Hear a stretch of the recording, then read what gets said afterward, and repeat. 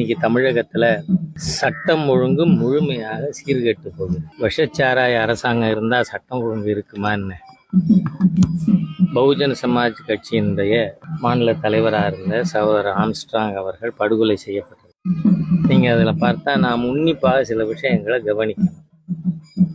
அங்கு வந்த திருமாவளவன் அவர்களும் காங்கிரஸுடைய மாநில தலைவர் கே செல்வமா பேர் அப்படி அவராக வச்சுட்டா இப்படி அவர் பேர் கே செல்வம் தான். ஏன்னா அவருக்கு எதிராக இருக்கிற கிரிமினல் கேஸ்ல எல்லாம் நீங்க பாத்தீங்கன்னா கே செல்வம்னு தான் போட்டிருக்கு. அதனால அவங்க 2 பேரும் என்ன சொல்லியிருக்காங்க?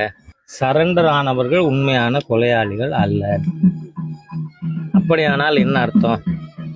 கொலையாளிகளை இந்த 2 பேருக்கும் தெரியும்னு அர்த்தம்.